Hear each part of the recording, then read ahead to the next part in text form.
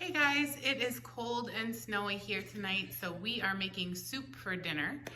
It is going to be a knockoff version of a very famous soup. We will be referring to it as Tuscan Soup.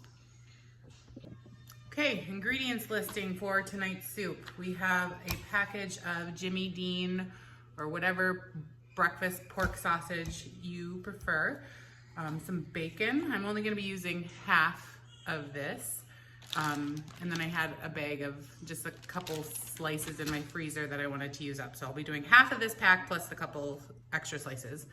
Celery, kale, carrots, onion, potatoes, and then for seasonings we have garlic powder, black pepper, and some chicken bouillon for the broth.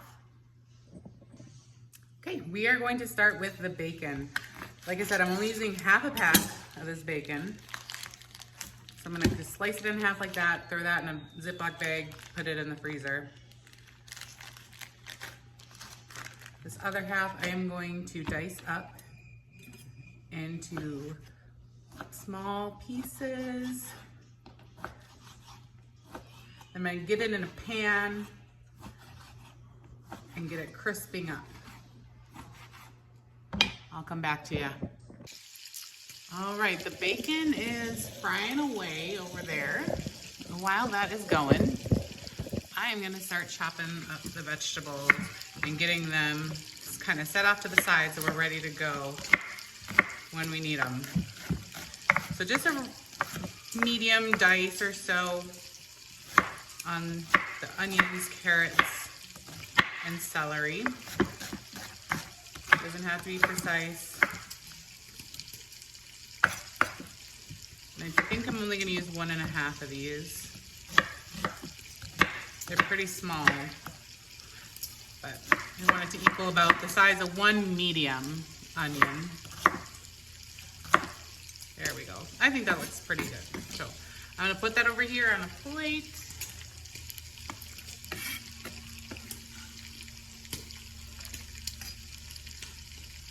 And move on to the next item. We'll check back. All right, the bacon is done just in time. I just finished chopping all of the vegetables except for the potatoes and kale. We'll do those here shortly. So I'm going to take the bacon out and put it on with a slotted spoon and put it on a plate with some paper towels to soak up all that grease. Now this bacon was a little bit fattier, so I'm not going to keep all this grease in there. I'm gonna remove most of it. I'll probably leave 3 to 4 tablespoons. Like I said, that's gonna be the base and start the build of our flavor in the soup. So you do need to leave some of it in there. So I'm gonna go get dump some of this out and then I'll come back. Okay, we're gonna put the bacon off to the side, and now we're gonna cook our sausage. Get my heat back on. As you can see, I did leave, it's probably 3 or 4 tablespoons, probably closer to 4 tablespoons. Let me get the sausage going.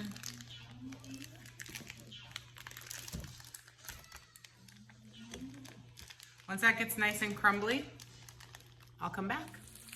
All right, the meat is sitting at a good spot. It is nice and browned and crumbly. Like I say in other videos, if you are browning meat, let it brown. Don't sit and move it around a whole bunch. You will just end up with gray meat. Brown is where the flavor is. So at this point, I want to add in all 3 of these vegetables, the onion, celery, carrots.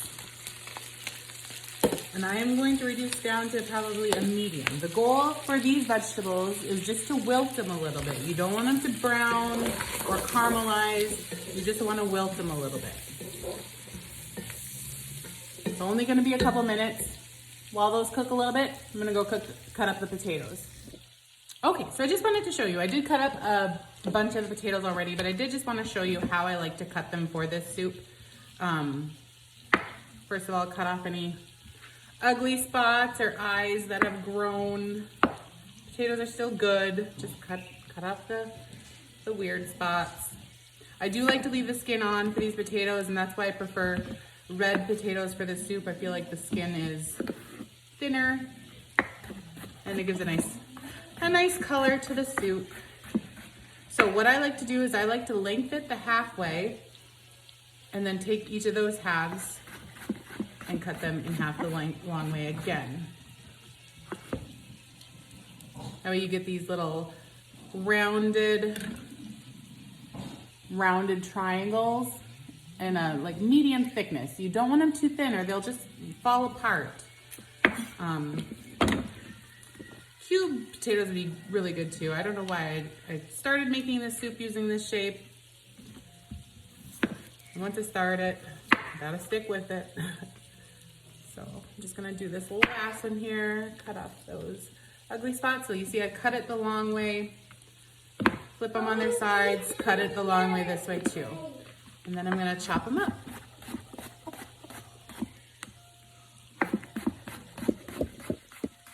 All right, I think we're ready to add them to the pot. Okay, so this is looking really nice. We just added a little heat to those vegetables. They haven't fully softened yet. That'll happen once we add the broth, but I am gonna dump potatoes in. And then we're gonna add some seasoning. Black pepper, a few good pops of that. Garlic powder, about a teaspoon. And then the chicken bouillon. Again, I like to start small with this. You know, granted, we're probably gonna be adding a solid 8 to 10 cups of water to this, so we have some room to play before it gets too salty, but I'm gonna add, to start with, about one and a half tablespoons. I think we'll be able to add more, but I don't wanna make it too salty. With all the bacon grease and sausage in there, you just gotta be aware of that. Okay, so I'm just gonna let these potatoes heat up a little bit, maybe like a minute or two, and I'm gonna come back and we're gonna add our water to get the broth going. All right, it is warmed through, so let's go in with our water. I have 8 cups here to start. I'm gonna see how that looks, where it gets us. All right, so that just barely covered everything. So I am gonna go grab another 2 cups of water. Be right back. Okay, throw that extra 2 cups of water. So that's 10 cups of water total. And I think that is a really good spot to be. So I'm gonna throw a cover on here, bring it up to a boil, reduce it down to a medium low. Once the potatoes have gotten softened, I'll come back and show you the next steps. Okay guys, I just poked one of the potatoes and they are nice and soft, so we are gonna move on to the next step. So now before I joined you guys, I did scoop out a little of the broth so I could do a taste test to see where we were for flavor. So let me check that real quick. Yeah, I think we need a little bit more bouillon. So I'm gonna probably do another half tablespoon. Maybe like 2/3 more of a tablespoon, I guess. I'm gonna mix that up. I'm gonna let that cook a little bit longer before I taste it again, just so the flavors can kind of incorporate to make sure I got it right. But while we're there, I did go ahead and de-stem the kale, chopped it up, gave it a really good wash. So I'm gonna put a bunch of this in here so that can start cooking down. No, I'm going to actually add all of it because I love the kale, and if not everyone wants some, I will eat their kale for them. And then I didn't mention this in the ingredients listing, but you do need some half and half. We are going to add that at the very end so it doesn't curdle. And I didn't forget about the bacon. The bacon is for the topping. Some people mix it right in. You can do that if you want to. I like to leave it nice and crispy as a little sprinkle on top of the soup. So I'm gonna let this kale cook down. We're gonna come back and give it a taste. And if we're good to go, we'll add the cream and serve it up. I'm bringing you back a little bit early for something optional. If you want a little bit of a kick, now's the time to add some of this crushed red pepper flake.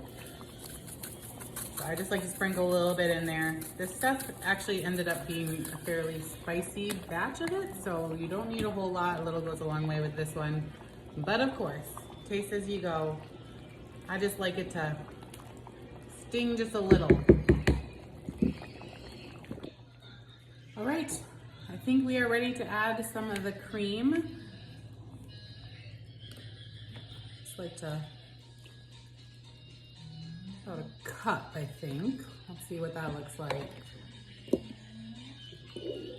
I'm trying to be better about getting actual, like, legit measurements for you guys. I need to constantly remind myself to do that, but okay. I'm gonna do a little bit more, like a third cup more. There we go.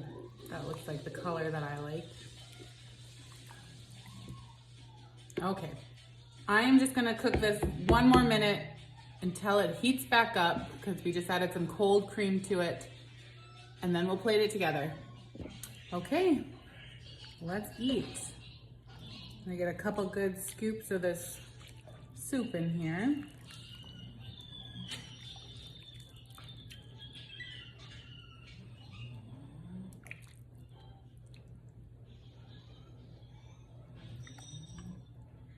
That. Now to top it off, I like to add some of the shaved Parmesan. Get the shaved, just trust me. That's such a nice bite of Parmesan cheese flavor in there. And then some of your crispy bacon. How good does that look? Come get some.